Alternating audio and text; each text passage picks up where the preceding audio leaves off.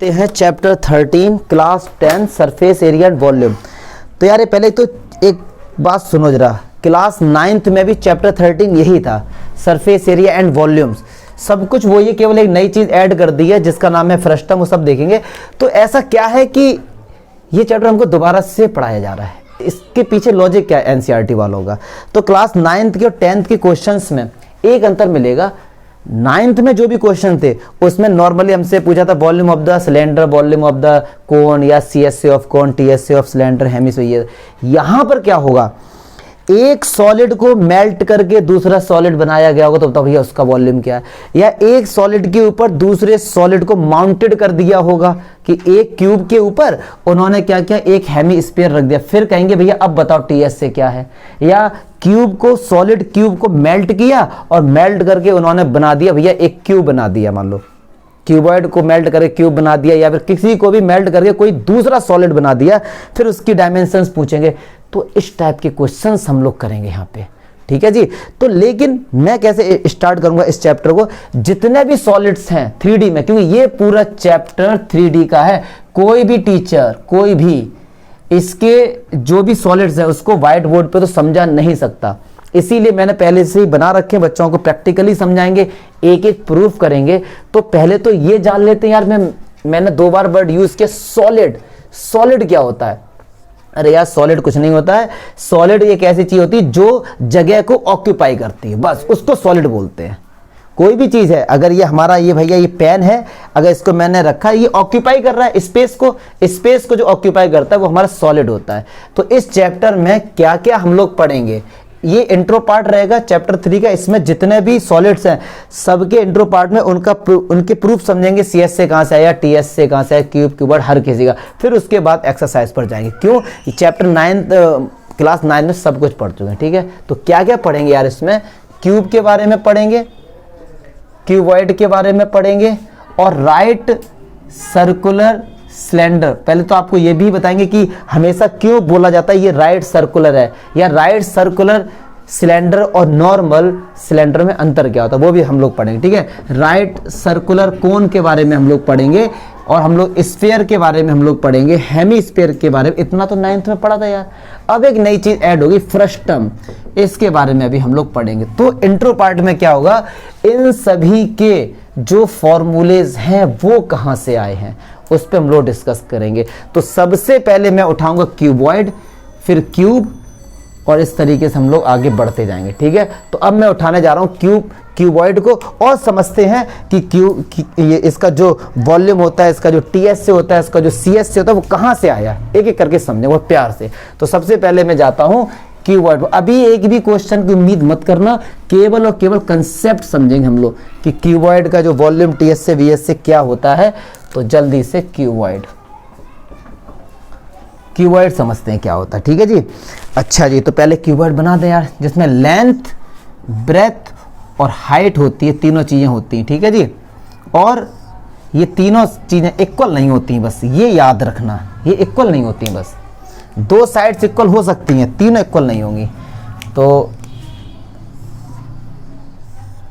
इस तरीके से ये हमारा क्या हो गया, ये क्यूबॉइड हो गया, क्लियर है। ये मान लो इसकी लेंथ L है, ये इसकी ब्रेथ B है, और ये इसकी हाइट H है, क्लियर है। अभी प्रैक्टिकली भी आज समझाऊंगा, इसके प्रूफ भी हम लोग करेंगे।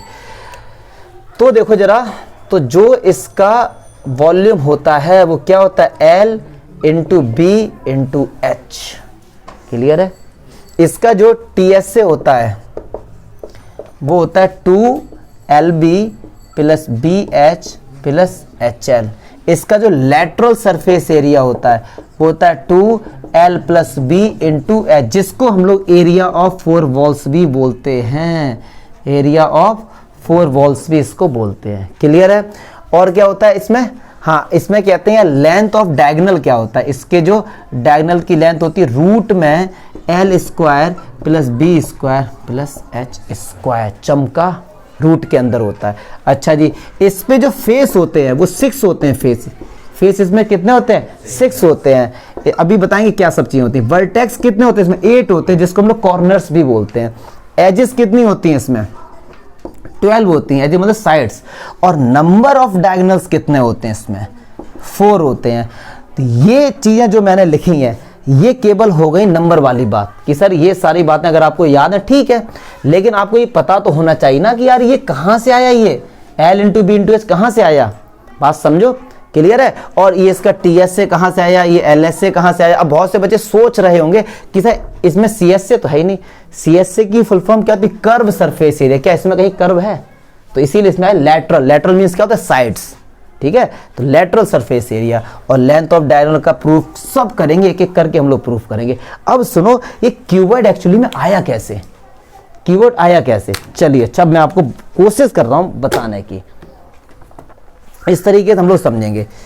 ये एक पेज देखो, ये L है और ये B है, तो क्या इसका एरिया L इंटू बी हो गया? समझते चलना स्टार्टिंग से, ठीक है।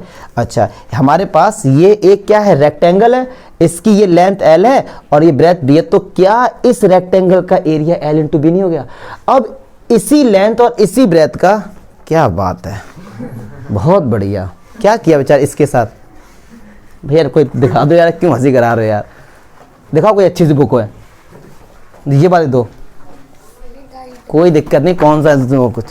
तो देखिए ये हमारे पास एक रेक्टेंगल है, ये इसकी लेंथ L है और ये क्या ब्रेथ, तो इसका एरिया क्या हो गया? L into B. बहुत बढ़िया।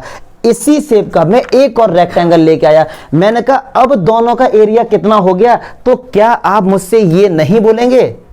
आज क्या और सब धोखा क्यों दे रहे हैं? पहले वाले का तो था L इंटू बी, समझना बात को। मैं एक और लेके आ गया, मैंने कहा अब दोनों का एरिया कितना हो गया? तो आप कहेंगे सर 2 का मल्टीप्लाई कर देंगे, 2L इंटू बी, यस और नो। ऐसे ही मैं एक और लेके आ गया, मैंने कहा अब तीनों का कितना हुआ? तो आप बोलेंगे sir 3 into L into B, चमका, यस और नो। ऐसे ही मैं एक और लेके आ गया। तो जब आप ऐसे ही लेते जाएंगे तो क्या इसकी हाइट नहीं आएगी? यस और नो। ऐसे ही मैंने कहा आप लेके आ गए, मान लो 1000 रेक्टेंगल ऐसे ही लेके आ गए, तो क्या इसमें हाइट नहीं आ गई? बात को समझना। तो क्या ये 3D फिगर नहीं हो गया? यस और नो। ये L, ये B और ये हाइट H, क्लियर है। अब सुनो जरा, जब 3 रेक्टेंगल थे तो एरिया था 3 इंटू L इंटू बी।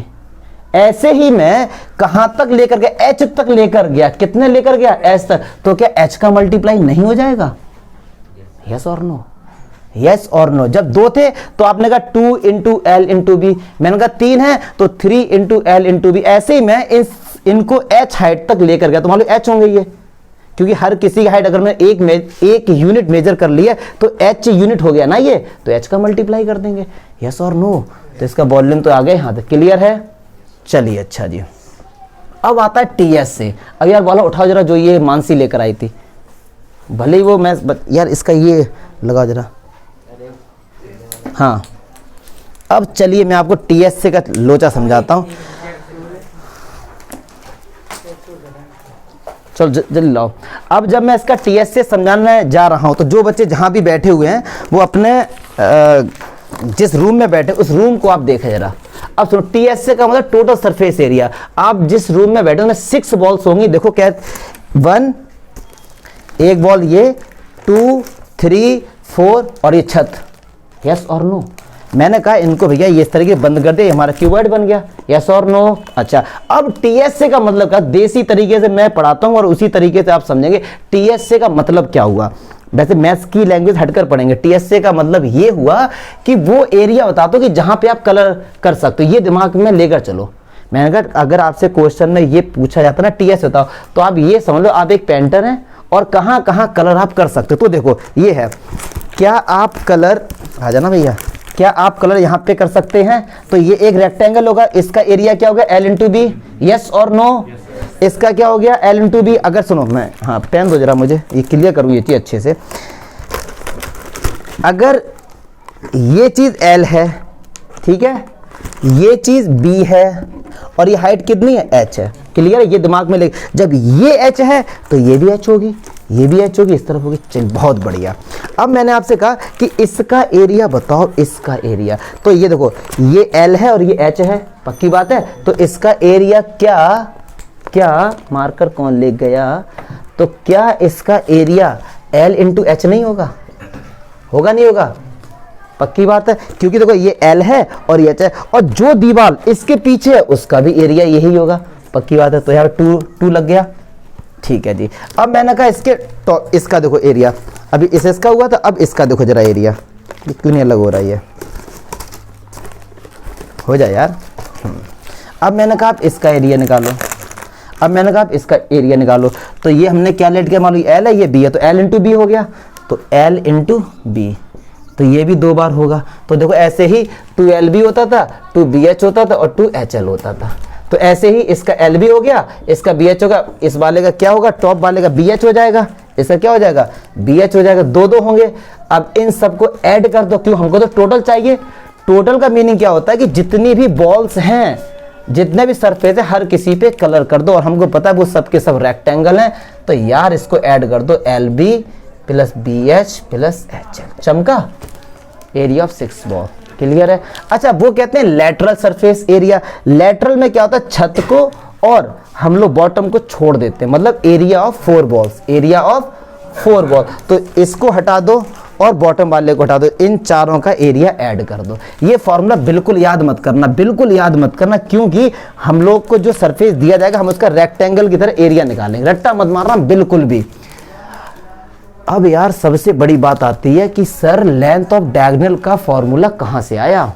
इसका प्रूफ देखेंगे, बहुत सिंपल है लेकिन बहुत ही ज्यादा लॉजिकल है, तो देखेंगे ध्यान से। ठीक है, जरा हटाओ यार ये सब। तो अब हम लोग बताने जा रहे हैं लेंथ ऑफ डायगोनल का जो फॉर्मूला होता है, रूट में L square B square H square. तो सबसे पहले तो आपको ये बता दूं, कॉपी दे रहा, कि 4 डायगोनल्स होते हैं क्यूबॉइड में। देखो कैसे होते हैं, देखेंगे जरा कैसे होते हैं 4 डायगोनल क्यूबॉइड में। अब देखते हैं बहुत प्यार से, ठीक है बेटा, देखो 1 2, ठीक है जी।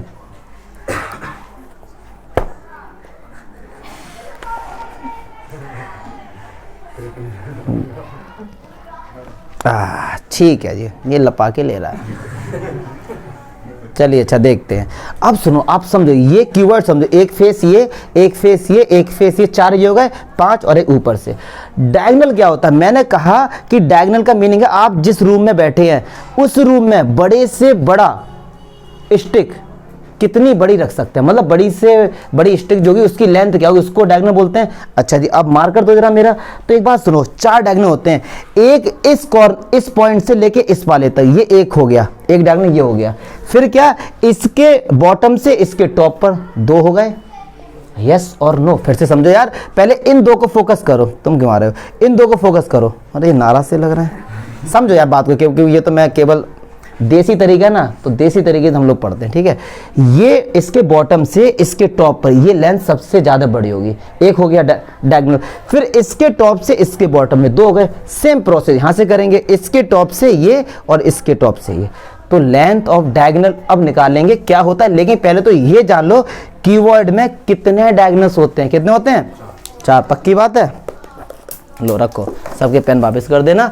चलिए अच्छा, अब देखते हैं कायदे में। अब अगर आपने समझा था, अभी जो चीज मैंने बताई थी, वो मुझको ये फाइंड करना है। आप सुनो, मुझको ये फाइंड करना है, ये लेंथ फाइंड करनी, AD, ठीक है। AD क्या, हमारा एक डायगोनल है, बात समझ आ रही है, और डायगोनल की लेंथ इक्वल होगी चारों की। कायदे में मुझको AD फाइंड करना है। बहुत बढ़िया। ये जो हमारा क्यूबॉइड बनता है, इसके जो फेस होते हैं वो सारे रेक्टेंगल होते हैं। तो अगर रेक्टेंगल हैं तो यार ये एंगल कितने होंगे, 90 के होंगे। बात समझ रहे हैं ना आप लोग। अगर मैं A से C को मिलाता हूं, A से C को मिलाता हूं, और ये एंगल कितना हमारे पास 90, तो 90 के सामने वाला हाइपोटेन्यूज। तो अगर मैं आपसे कहता हूं ट्रायंगल ABC में, ABC में AC square plus AB square plus BC square, yes और नो। तो यार AB क्या है, L स्क्वायर, ये क्या है B स्क्वायर। तो AC का स्क्वायर कितना निकल के आ गया, L square plus B square. अब एक ट्रायंगल देखो ACD, एक ट्रायंगल देखो ACD, तो ये एंगल कितना होगा, 90 होगा। पक्की बात है ना, कि यार ये देखो थोड़ा समझो, ये इससे टच कर रहा होगा, तो ये एंगल 90 तो होगा ही हमारा, यस और नो। नहीं यही बात समझ में, 90 होगा। तो 90 के सामने वाला ये हाइपोटेन्यूज। तो AD का स्क्वायर इक्वल्स टू AC का स्क्वायर प्लस CD का स्क्वायर, और AC का स्क्वायर क्या है, L square plus B square, C D कितना एच स्क्वायर, और इधर ये कितना दिया गया ए डी स्क्वायर, स्क्वायर हटेगा इधर क्या आएगा अंडर रूट प्लस माइनस, और लेंथ कभी भी नेगेटिव नहीं हो सकती। तो यही तो फाइंड करना था डियर, ये बात समझ में आ रही है? पक्की बात है ना, मुझे नहीं लगता कोई भी डाउट होगा इसमें। जिन बच्चों को ये तो डाउट नहीं कि सर ये कैसे, क्योंकि आपको ऐसा लग रहा होगा देखने से कि सर ये 90 कहते हैं हाथ से बनाया है। आप ये समझो कि अगर ये रेक्टेंगल है और मैंने इससे इसको मिला दिया तो क्या ये एंगल 90 नहीं होगा? अगर ये रेक्टेंगल है इससे ये मिला दिया तो ये एंगल 90 तो होगा। तो यहाँ से देखने से हो सकता है कि आप थोड़े से डाउट में आ रहे हो, क्योंकि 3D है और 3D वो ही समझ सकते हैं जिनका इमेजिनेशन अच्छा है। क्लियर है? तो ये लेंथ ऑफ द डायगोनल हो गया, चमका। क्लियर है? अब मैंने क्यूबॉइड का एक एक प्रूफ बता दिया, यही तो है, सारे प्रूफ बता दिए हमने। अब फेस कितने होते हैं? सामने से 6 होते हैं, मतलब सामने से जो भी दिखाई देते हैं वो फेस होते हैं, 6 फेस होते हैं। कॉर्नर्स 8 होते हैं, इनको वर्टिसेस भी कहते हैं। ये सब यार क्लियर है? ये सब हमारे क्या हो गए? कॉर्नर्स हो गए। अब एजेस कितनी 12 होती हैं? 1 2 3 4 5 6 7 8 9 10 11 और ये 12 कर दी मैंने, ऐसी 12 ही होंगी, लेकिन कर लेना, ठीक है? 12 ही होती हैं क्या? अब क्यूब देखते हैं। क्यूब का एक भी प्रूफ नहीं बताऊंगा, क्योंकि आप, बहुत अच्छा क्वेश्चन है। इन्होंने कहा कि सर आपने ए से सी को ही ज्वाइन किया, आप ए से इसको ज्वाइन कर लो तो ये वाले डायगोनल की लेंथ निकल के आ जाएगी। हाँ, चारों की लेंथ इक्वली तो होती है। ये इसलिए लिया, ये सिंपल पड़ता। अगर मैं यहां से ये ड्रॉ करता तो भी आंसर यही आता। ये जो भी टीचर होता है वो चाहता है बच्चों को सिंपल वे में समझाएं, तो इसलिए हमने इसको लिया, क्योंकि आंसर तो एक ही आएगा, चारों की लेंथ इक्वली तो होगी डियर। अच्छा जी, चलो अब देखते हैं क्यूब। तो क्यूब कुछ भी नहीं है, क्यूब भी एक क्यूबॉइड है, एक स्पेशल टाइप का क्या है? क्यूबॉइड है। बट कंडीशन क्या है कि इसकी L बराबर B बराबर H होती है, ये कंडीशन है बस। क्यूब कुछ नहीं है, क्यूबॉइड का ही एक दूसरा रूप है। उसमें कंडीशन क्या है? तीनों लाइन बराबर हो, तीनों की लेंथ बराबर होती है, उसको हम क्या कहते हैं? क्यूबॉइड कहते हैं। अगर मैं आपसे ये कहूं, चलो मैं बता देता हूं, ये क्यूब होगा,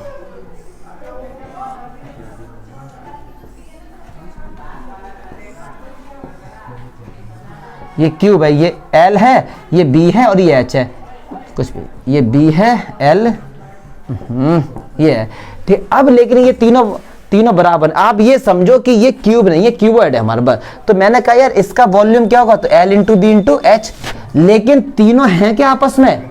इक्वल। तो मैंने कहा अगर मान लो यार ये साइड x है तो ये भी x होगी, ये भी x होगी, तो इसकी जगह x इंटू एक्स क्या आ गया? X cube. तो वही तो था साइड क्यूब वॉल्यूम। ऐसे ही टीएस से जो हमारा होता था क्यूबॉइड का, वो था 2LB plus BH plus HL, और ये सब हैं तो आपस में इक्वल। तो L की जगह x, B की जगह x, B की जगह x, H की जगह x। तो ये 2x square plus x square plus x square, तो ये कितना हो गया? 3x square. तो 3 2 6x स्क्वायर हो गया, और यही तो होता है 6 इंटू साइड स्क्वायर, यस और नो? ऐसे ही लेंथ ऑफ डायगोनल होता था क्यूबॉइड में L square plus B square plus H square. तो इधर कितना होगा? x square plus x square plus x square. तो ये 3x स्क्वायर अंडर रूट के अंदर और x स्क्वायर बाहर आ जाएगा, तो ये x√3 हो जाएगा। ऐसे ही एरिया ऑफ 4 वॉल्स का फॉर्मूला होता था 2L plus B into H. तो x की जगह s, इसकी जगह x इंटू एक्स। क्लियर है? तो इससे ऐड करो, कितना हो गया? 2x इंटू एक्स, तो 4x स्क्वायर। तो 4 इंटू साइड स्क्वायर ही तो होता था। तो ये प्रूफ कहाँ? ये क्यूब का कुछ भी नहीं है, क्यूब का रोल कुछ है ही नहीं, क्यूबॉइड का ही एक एडवांस वर्जन है। कंडीशन सिर्फ ये है कि उसमें तीनों साइड बराबर होते हैं क्यूब में, लेकिन क्यूबॉइड में तीनों साइड बराबर नहीं हो सकता है। L बराबर B हो लेकिन H ना हो बराबर। क्लियर है? तो वो क्यूबॉइड होता है। अच्छा, एक लेंथ है 2, एक लेंथ है 2.0001, एक है 1.999, ये क्यूबॉइड होगा। ये ऐसा मत सोचना कि सर ये 2 के बहुत ही इक्वल है, मतलब ऐसा नहीं, क्यूबॉइड ही होगा ये। क्लियर है या कोई डाउट है? तो क्यूबॉइड के प्रूफ समझ लिए हम लोगों ने, पक्की बात है। हम लोग क्या करें, जितने भी सॉलिड्स हैं इंट्रो पार्ट में सबका प्रूफ समझेंगे, फिर उसके बाद एक्सरसाइज पे हम लोग जाएंगे। क्लियर है? तो क्यूबॉइड हो गया। अब इसके बाद मैं जाऊंगा सिलेंडर पे। किस पे जाऊंगा? सिलेंडर पे।